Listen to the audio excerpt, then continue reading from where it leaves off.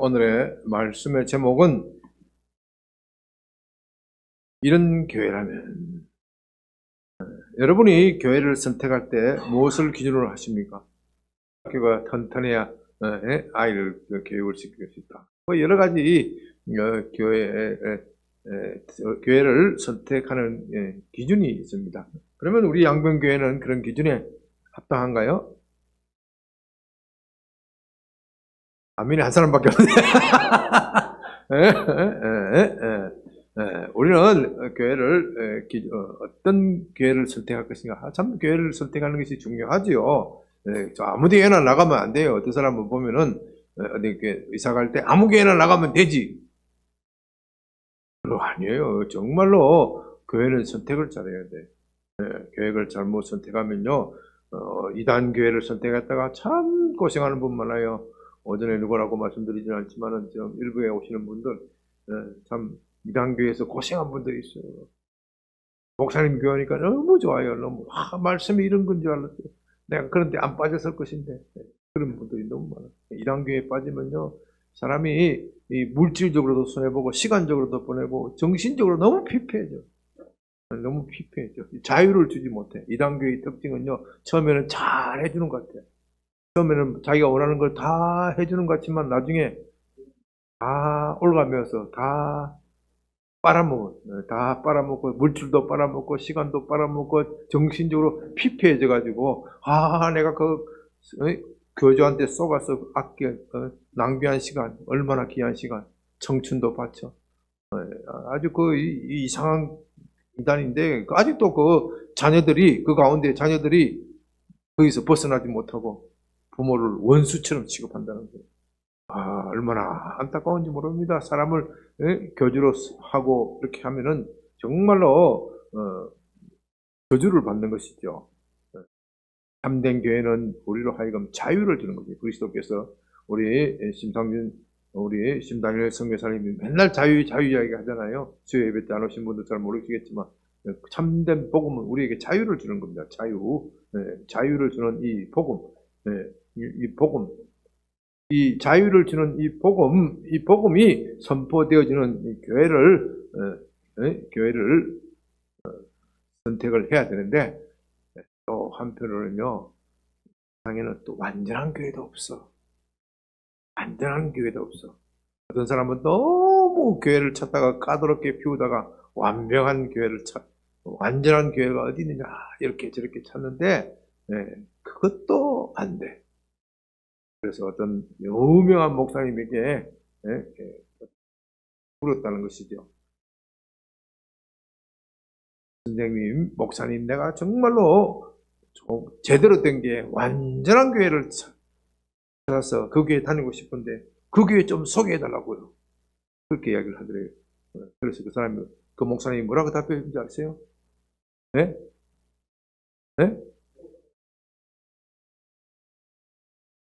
그 완전한 교회가 있으면 소개 좀 해달래. 그게 아니고 당신은 절대로 그 완전한 교회 나가면 안 된대. 왜 그런지 아세요? 당신 때문에 그 교회가 망친대. 당신 때문에 그 교회가 망치기 때문에 당신은 절대로 완전한 교회가 나가면 안 된대. 그렇죠? 오늘 우리 사도행전을 보면요, 오늘 본문에 보면 정말 완전한 교회 같아. 이만큼 완전한 교회가 어디 있겠어요? 그러나 이 완전한 교회라는 것이 갑자기 하늘에서 떨어지는 것이 아니고, 이 완전한 교회도 만들어져 나가는 교회지, 만들어져 나가는 것이 오늘 우리에게 완제품처럼 떨어져 나오는 것이 아니란 말입니다. 그러나 우리가 오늘날 사도행전 속에서 오늘 이 세상에 지상에서는 완전한 교회는 없지만 그래도 하나님께서 이 지상에 하나님의 도우심을 입으면 우리가 제대로 된 교회를 만들어 나갈 수 있다. 우리가 4월달에는 교회의 위임식이 중요한 것이죠. 교회의 위임식은 교회의 뼈대를 형성하고 뼈대를 갖추는 것이기 때문에 굉장히 중요한 행사입니다. 임식하고 또 5월달에 우리가 전도대하고 또 4월 부활절날에 세례식도 하고 하기 때문에 참 중요한 4월달, 5월달 시기이고 이때 우리가 더욱더 복음을 전해야 되는데 복음 전하기 위해서는 교회가 제대로 준비가 돼야 돼요. 교회가 준비가 안 되면은 복음 전하야 다 송송 세워져 나가는 거 말입니다. 오늘 보면은 본문에 2장 41절에서 그 말을 받은 사람들이 세례를 받음에 이날에 신도의 수가 3천이나 더하 있다고 합니다. 이날이 어떤 날입니까? 이날이 어떤 날이었죠? 성령 강림절, 오순절 성령 강림절 날 베드로가 설교를 했는데 성령이 강림한 사건이 일어나서 그것을 기점으로 해서 베드로가 설교를 했는데 이날 사람들이 회개하고 세례를 받은 사람의 수가 3,000명이 더라. 정말 어마어마한 수입니다. 야, 3,000명이 어떻게 세례를 받았을까? 여러분 궁금하지 않아요? 야, 그날 그날은 유대인들이 큰 명절, 오순절 큰 명절이겠죠. 칠칠절이라고도 하고요. 보리 수확을 거두는 그런 백추절이라고도 하고요. 아주 유대인들의 그 3대 절기가 있는데 첫째는 유월절, 두 번째는 오순절, 세 번째는 소막절, 장막절, 이 3대 절기 중에 하나이기 때문에 천하의 많은 유대인들이 이 절기에 맞춰서 전 세계에 흩어져 있는 유대인 순례자들이 다 예루살렘을 한 번씩 방문을 하는 겁니다. 그러니까 어마어마한 사람들이 숫자가 모인 것이지요. 모인 이 자리에서 베드로가 설교를 했을 때 3,000명, 무려 3,000명이나 회개를 했다. 그 3,000명이 어떻게 세례를 받았을까? 궁금해. 그 세례가 그냥 약식 세례라 하면 이해가 가요. 그죠? 그때는 아직 약식 세례가 있을 때가 아니야. 물속에 퐁당 빠져들었다는데 도대체 3,000명이 한꺼번에 이날이라 그랬으니 이날 한날에 그랬던 거야. 야, 이 좀 성경이 좀 뻥이 아닌가? 이거 보면 어떻게 3,000명이나 세례를 받는가? 어떻게 3,000명이 세례를 받았겠어요?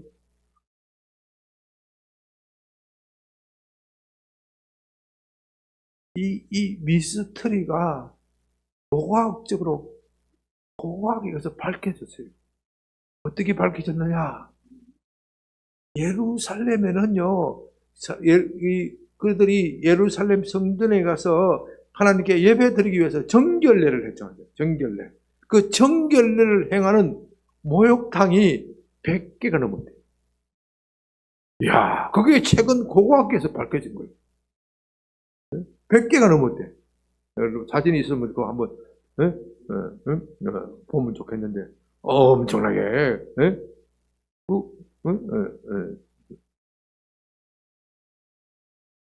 거기서 했다는 거예요. 야, 그 참 성경의 기록이 그렇게 정확해. 성경의 기록을 보고 보물을 찾으면은 틀림없이 나타난다. 여러분들은 성경을 많이 읽어야 돼요. 네? 응? 응?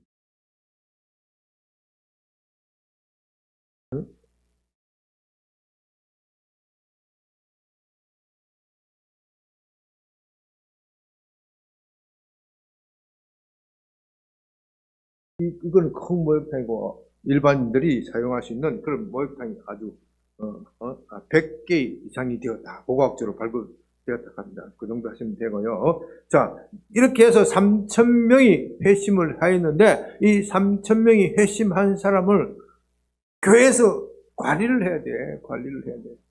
네, 관리를 하지 않으면 다 씌워나간단 말입니다. 그래서 이들이 어떻게 했느냐? 42절 그들이 어떻게 해요? 사도의 가르침을 받아 서로 교제하고 떡을 떼며 오로지 기도하기를 힘쓰니라.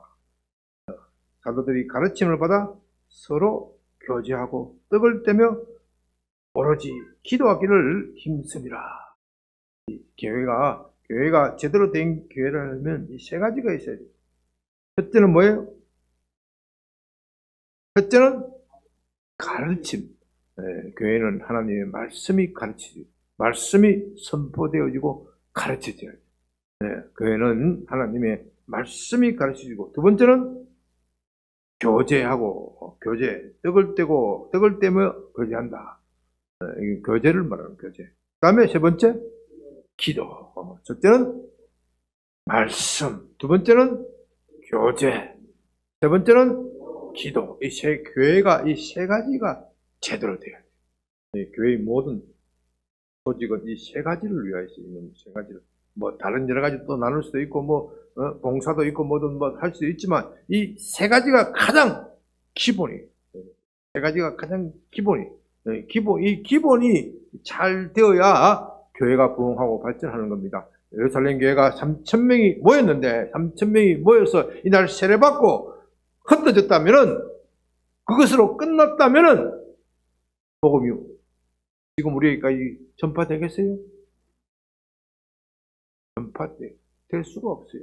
그러나 교회는 계속해서 하나님의 말씀을 서로 가르치고 배우고 또 교제하고 떡을 떼며 같은 거에 같은 거.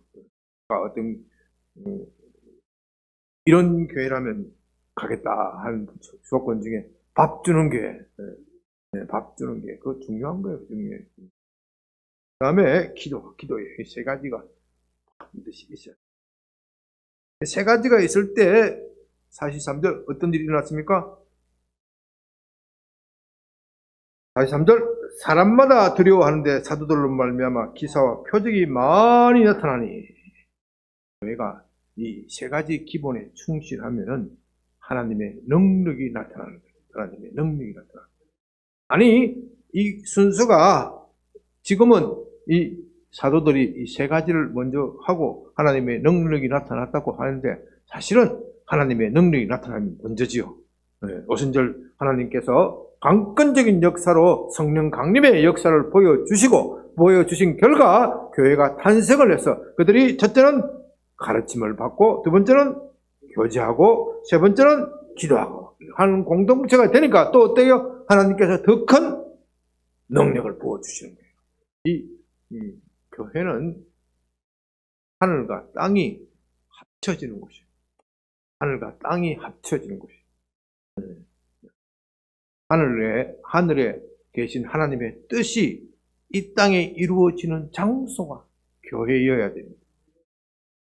그리해야 주님이 주기도문에서 가르친 대로 하늘의 뜻이 땅에서도 이루어지는 거예요. 그래서 교회가 중요한 거예요. 교회는 그런 의미에서 하나님 나라의 전진기지다. 전진기지다. 하나님 나라는, 하나님께서 이 땅에 하나님 나라를 계속해서 세우고 확장하시기를 원하는데, 그 확장하시기 원하는 그 전진기지로 교회를 삼으시는 거예요. 그러니까 이 교회가 굉장히 중요한 겁니다. 교회가 잘 돼야 이 땅이 잘 되는 거예요. 여러분, 때로는 교회가 세상 속에서 살다가 보니 세상에 얼룩이 지고 세상의 문화에 영향을 받고, 그래서 세상과 다름없는 그런 모습을 보인다고 할지라도 교회를 무시하면 안 돼요. 교회를 멸시를 하면 안 돼요. 어떤 사람은요, 교회의 비리를 잡겠다고 해서 열심히 나서서 막 비판하는 건 좋은데, 아주 교회를 깔아뭉개는 사람이 있어. 깔아뭉개를 왜 깔아뭉개겠어요? 그 마음의 동기가 좀 이상해. 왜 그러겠어요, 그 사람이? 교회를 깔아뭉개면 누가 높아져? 자기가 높아지려고. 바리새인적 기질이 있거든요. 교회가 너무 위선적이다. 목사가 뭐 이렇게 재물을 많이 모으고 돈을 좋아하고 헌금을 강조하느냐? 그렇게 해야 되냐? 성경적으로 해야 되지. 뭐 저쩌고 하다가 어느새 자기가 똑똑한 인물로 보이려고 하는 거예요. 이런 의도가 우리 인간에게 늘 깔려 있습니다. 그러니까 우리가 남을 비난하고 남을 비판할 때는 늘 이 사랑의 마음, 애정의 마음, 그것을 가지고 비판을 해야 되는데, 그거는 마음이 없이 비판을 하니까 늘 시끄러운 거예요. 그 말을 들으면 듣는 사람이 기분이 안 좋습니까? 안 좋겠습니까?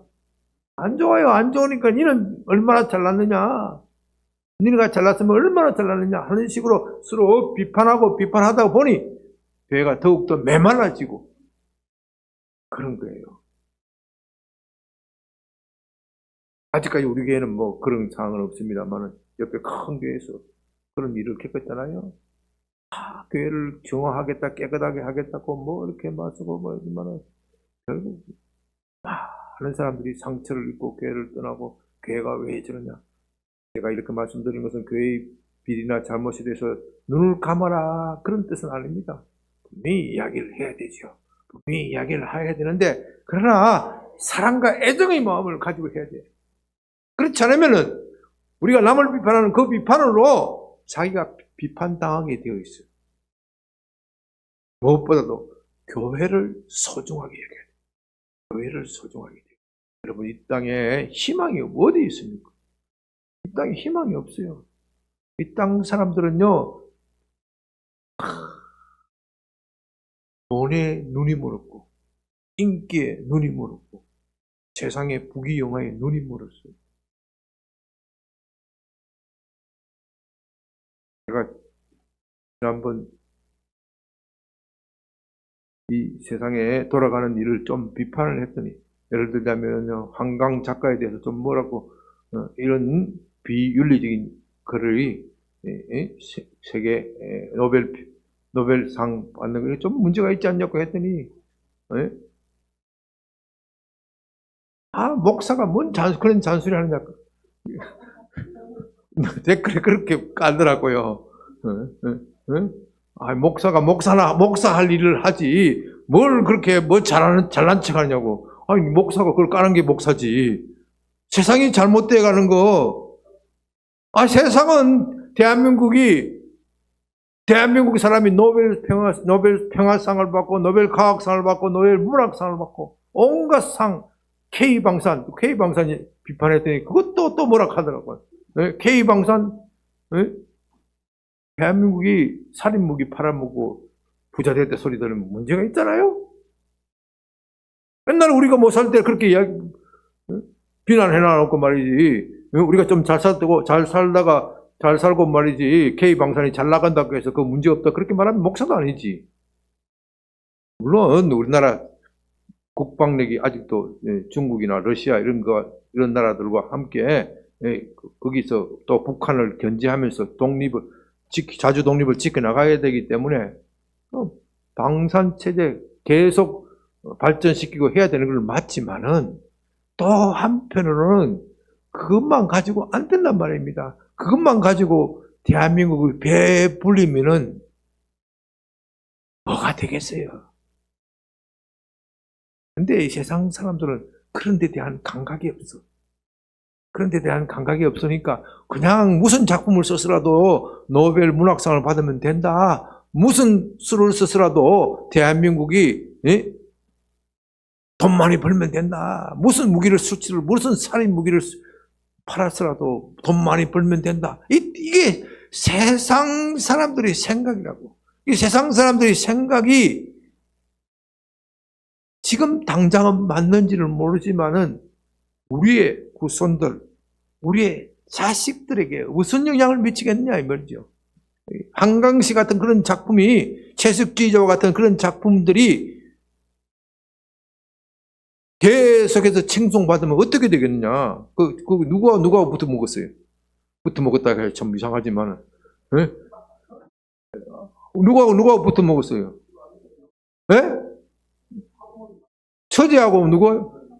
형부하고 처제하고 붙어 먹으면 그걸 가지고 말이 참내 더럽고 참 치사해가지고 말이 그냥 그것도 붙어 먹어도 그냥 붙어 먹는 게 아니라 이상한 방법으로 붙어 먹는 거예요.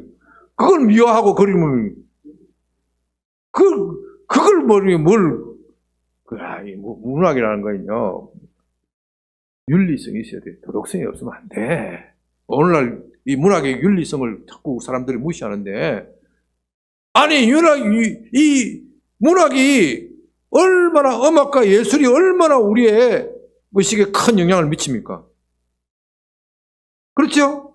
여러분은 한번 보십시오. 동생에 참여하는 영화 계속 나오고 계속 음악 틀어주면 우리 젊은이들이 어떻게 돼? 다 동성애 하고 난리 칠 거 아니에요. 문학이요, 예술이요, 이 인간 생활에 미치는 영향은 지대합니다. 자꾸 노래 부르면 사랑 하면은 사랑하게 되어 있고요. 자꾸 비관적인 노래를 부르면 어떻게 돼요? 나중에 자살하게 되어 있어요. 사랑이 뭐냐고 눈물의 씨앗이라고 하면 계속 사랑하다가 실패하게 되어 있어. 예? 예? 그래, 이 문학이라는 것도 도덕성이 있어야 돼. 물론 뭐, 도덕, 그것만 가지고 문학하면 문학이 또 안 되는 측면도 있겠지요. 그러나 기본적으로 이 문학은 우리 사람의 영향력, 이 영혼의 영향력이 너무나도 강한 영향력을 미치기 때문에 타락하고 퇴폐한 문학 이렇게 들었으면 국민 정신이 퇴락하는 거예요. 그 퇴락하는 것을 꾸짖는 것이 누구 책임이에요? 교회 책임이고 목사 책임인데 그걸 왜 목사 할 일 하라 그래요. 속으로 내가 내 할 일 하고 있는데 엉뚱한 소리 하고 있나 무시해버리죠. 그렇게 댓글에 그래 달아도 그 뜻도 하진 않는데, 제가 말씀드리는 것은 교회가 살아야 나라가 살고 우리 청년들이 미래가 있단 말입니다. K방산, 그건 당장 대한민국을 먹이 살리고 대한민국을 윤택하게 해줄는지는 모르지만 제가 복의 저주에서 말씀드렸잖아요. 그 복이 결국 우리의 정신을 부패하고 타락하게 만들어요.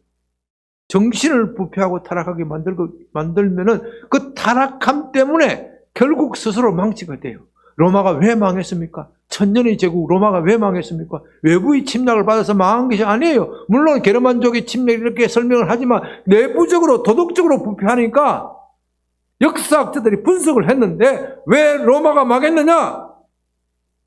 내부적인 도덕의 타락에 의해서 망했다. 이게 역사학자들의 결론이에요. 그러므로 이 대한민국이 부패하지 않고 타락하기 위해서는 교회가 살아야 돼. 교회가 살려면은 여러분들이 오늘 본문에 나타나는 이 교회를 보면서 여기에 우리 교회도 이렇게 만들어야 돼. 여기 보십시오. 첫째는 뭘 했다고요? 사도의 가르침을 받아서, 두 번째는 서로 교제하고, 세 번째는 기도하기를 힘쓰는 거예요. 그렇게 했더니 하나님께서 그들에게 큰 기사와 표적을 많이 주셨다. 이것은 하나님의 임재를 말하는 거예요. 하나님의 임재를 말하는 거예요. 교회는 저기에 오면 하나님의 임재가 느껴지는 교회가 되어야 돼요. 다른 거 다 필요 없어요. 하나님이 내 이 교회에 갔는데 여기 교회는 하나님이 느껴지지 않는 교회 가면 안 돼. 가면 안 돼. 그 교회 갔더니 목사님 설교는 좀 시원찮고 목사님이 말씨도 경상도 말씨고 별로 발음도 시원찮고 하는데 뭔지 모르게 하나님의 임재가 느껴지더라. 어떤 교회? 어느 교회? 양변교회라 가면 내가 상처받지.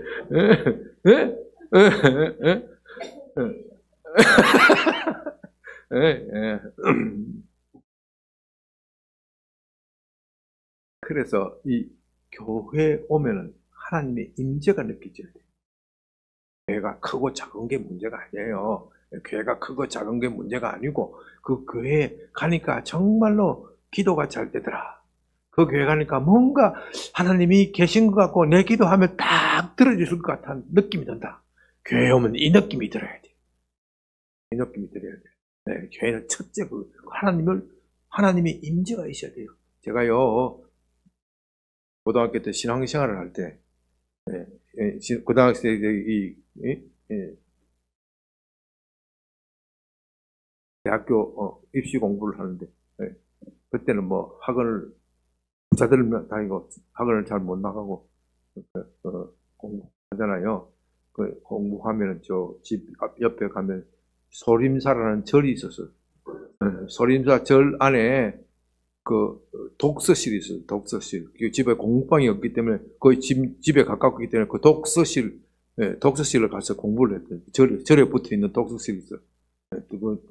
옛날 독서실은요, 그 안에서 먹고 자고 그랬다고요. 그 독서실 앞에 딱 가면 초량교회라고 있었어. 초량교회, 난 초량교회가 어떤 데인지도 모르고, 그래서 딱 소림사 가기 전에 30분 동안 그 교회 가서 딱 기도하고 가는 거예요. 이야, 그 어린, 중학교, 고등학교 3학년 때인가 2학년 때인가 3학년 때인지 모르겠는데, 다 그 교회 들어서는 순간, 그 엄숙함, 하나님의 임재가 쫙 느껴지는 거예요. 거기가 굉장히, 지금은 워낙 큰 교회가 많기 때문에, 뭐 큰 교회도 아닌 것 같지만은, 그때 그 당시 한 1000명 들어갈 수 있는 굉장히 큰 교회였어요. 큰 교회였어요. 네. 그 엄숙함. 야, 이 교회는 뭔지 모르겠는데, 네? 기도하면 기도가 잘 된다. 그런 느낌을 받는 거예요. 나중에 보니까요, 이 초량교회가 역사적인 교회더라고요. 히스토리컬한 교회더라고요. 어떤 히스토리가 있느냐? 우리가 6.25 사변 때 겪었잖아요. 6.25 사변 때, 예? 이승만 대통령이, 예? 누가 그랬나요? 뭐 국방부 장관이, 예? 장관이 뭐라 그랬어요? 우리 북한군 얼마든지 물리칠 자신이 있습니다. 아침 어디서 개성에서 먹고 점심은 평양에서 먹고 저녁은 신의주에 가서 마음욕강에서 먹겠다. 이렇게 큰 소리 빵빵 쳤거든요. 그 큰 소리 빵빵 치다가 결국 사태 파악을 못하고 후랴부랴 부산까지 피난 간 거예요. 피난 가서 이 양반이 이승만 대통령이 온 교인들을 모아놓고 초량교회에서 왔어. 밤새도록 철회하고 부르짖었다고 그러더라고. 4월 동안 6.25 나서 26일인가 27일인가 4월 동안 장마가 폭우처럼 쏟아졌는데 온 전국에서 모인 목사님들이 초량교회, 그때 제대로 된 교회는 초량교회가 없었던가 봐. 초량교회에 모여가지고 4월 동안 밤새도록 목사님들이 부르짖고 기도하니까 미국이 딱 개입했다는 거예요. 유엔이 딱 개입했다는 거예요. 이게 역사적으로 초량교회 역사에 가면 그게 남아있어요. 제가 나중에 커서 그걸 알은 거예요. 그 하나님이 임재가 있는 거예요. 대통령이 와서 하나님 내가 나라를 잘못 다스리니 이 나라가 이 꼴이 되었습니다. 내 죄를 용서해 주시옵소서. 자기의 가슴을 치면서 기도한 교회. 그게 초량교회. 이런 지도자가 있어야 돼요. 이런 지도자가 있어야 나라가 잘 되는 거예요. 교회가 이런 역할을 해야 돼.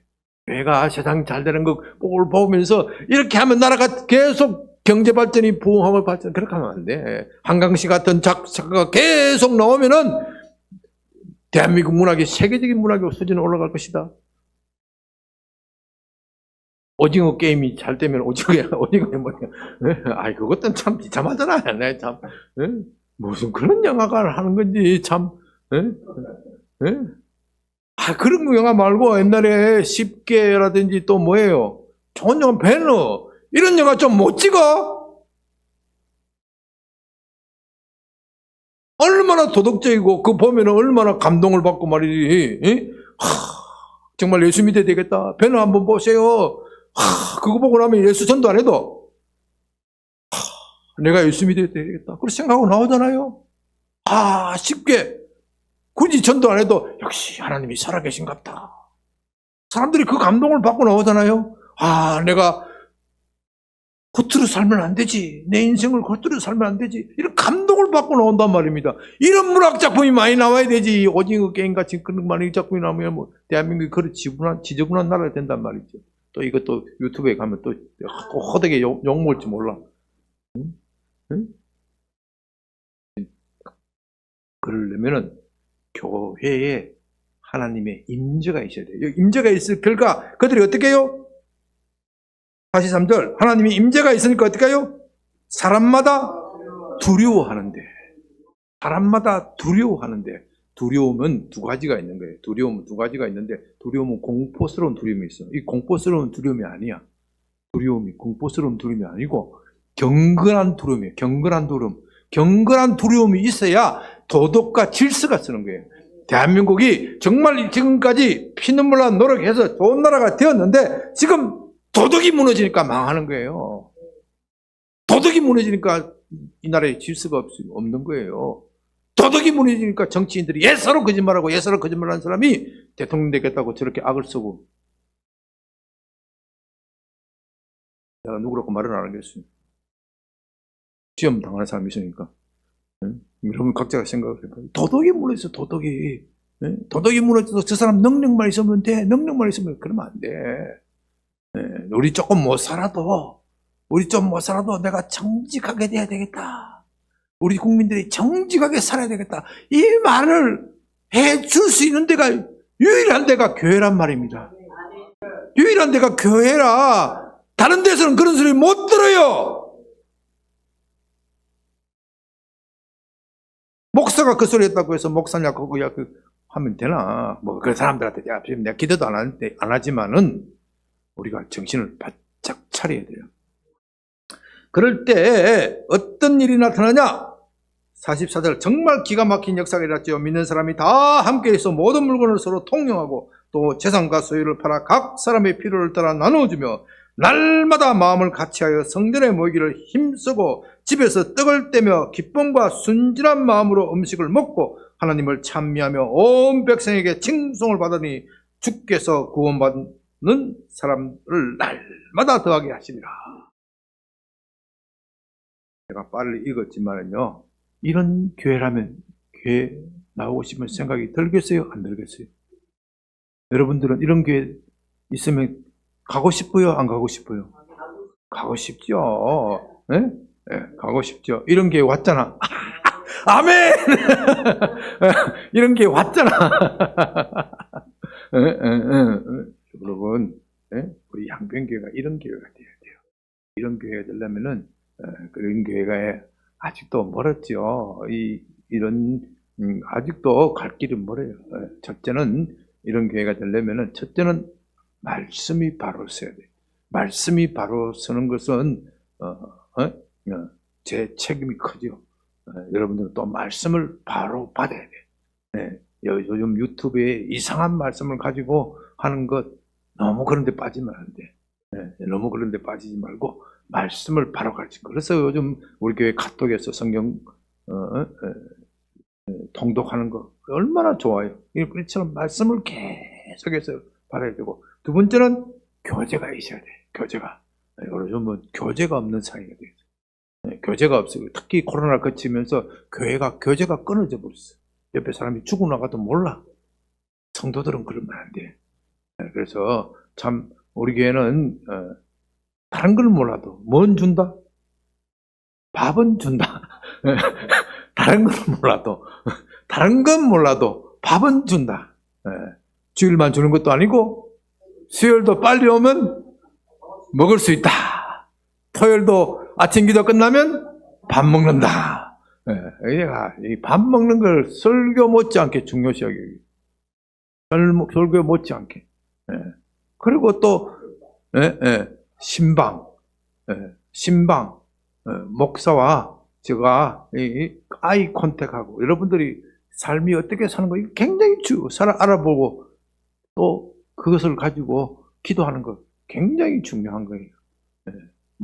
어떤 사람 목사가 한번 왔다고 해서 뭐가 달라지겠어? 그렇게 생각할지 모르죠.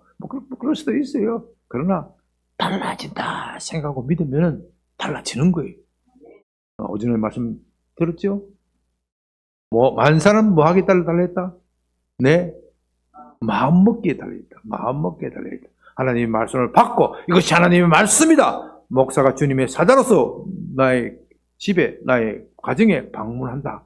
그렇게 생각하면 하나님의 임재가 거기에 있는 것이고, 목사가 시간 남아서 우리 집에 오는 갑다 생각하면은 밥이나 한 끼 대접하자 하면은 별로 의미가 없는 거예요.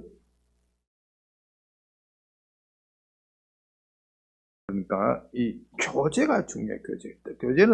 교제는 뭐니 해도 무슨 교제? 밥 교제가 중요해. 떡 교제. 떡을 나누는 교제가 최고라. 떡을 한 솥밥을 먹어야 돼. 그다음에 기도. 오로지 기도. 기도는요. 교회 공교도 있지만 이렇게 교제를 하다 보면은 뭐가 나와요? 서로 형편을 알게 되고, 형편을 알게 되면 기도해 주지 않을 수가 없게 되는 거예요. 이럴 때 하나님의 역사가 나타나고 하나님의 역사가 날 때 성도들의 삶이 바뀌는 거예요. 44절 믿는 사람이 다 함께 있어 서로 물건을 통용하고 다 함께 있어. 교회에 오면 너무 좋아. 가기가 싫어. 계속 오고 싶어. 모든 물건을 서로 통용하고 재산과 소유를 팔아 각 사람의 필요를 따라 나누어주며 여유가 있는 사람들은 나누어지는 거예요. 나누어지는. 여러분들 나누어지는 삶을 좀 살았으면 좋겠어요. 우리에게 어려운 형편들이 있는 사람들이 많이 이런 분들 여유가 있는 사람들 좀 나누어줬으면 좋겠어요. 어차피 우리 죽을 때 가지도 못해. 죽을 때 가져가봐야 자식들 나눠줘봐야 싸움만 해. 자식들은 그냥 내가 교육 잘 시키고 지 힘으로 밥벌이 할 수 있으면 내 의무를 다 한 거야. 지 힘으로서 직장 찾아서 자기 결혼해서 자기 아이들 밥 먹일 수 있으면 그것으로 부모 책임을 다 한 거야. 근데 더 이상 신경 쓰면은 오히려 애들 망치는 거야. 나는 그래서 자식들한테 남겨줄 재산이 별로 없어서 한편으로 미안하기도 하지만 한편으로 감사하기도 해요. 그래야 저가 살아남으려고 얼마나 애를 쓰는지 몰라. 부모가 재산이 많으면요 공부도 안 해. 좀 하다가도 직장 다니다가도 부모한테 재산 뜯어서 사업이나 하겠다. 뭐 그렇게 애 망치는 거 없다. 주위에 많이 봤어요. 부자들. 없으면은 지가 먹고 살기 위해서라도 바둥바둥 거리면서 하게 돼 있어요. 그래서 우리가 할 수만 있으면 좀 서로 나누면서 살자. 세 번째는 날마다 마음을 같이하여 성전의 모기를 힘쓰고 집에서 떡을 떼며 순전한 기쁨과 마음으로 음식을 먹고 하나님을 찬미하며 온 백성에게 칭송을 받으니 이렇게 교회 공동체가 되어가니 온 백성에게 칭송을 받는 공동체가 되더라. 그럴 때 하나님께서 구원받는 숫자가 더하시더라. 교회가 부흥하고 발전하는 겁니다. 다시 한번 정리합니다. 교회는 세 가지를 해야 되는데 첫째는 말씀을 가르쳐야 되고 두 번째는 떡의 교제가 있어야 되고 세 번째는 기도. 우리 교회가 이런 교회가 되기를 우리가 함께 기도합시다. 그럴 때 하나님의 임재가 나타날 줄로 믿습니다. 다 같이 주여 한번 크게 부르고 10분 동안 기도합니다. 주여! 아버지 하나님 감사합니다. 오늘 우리에게 말씀 주셔서 감사합니다.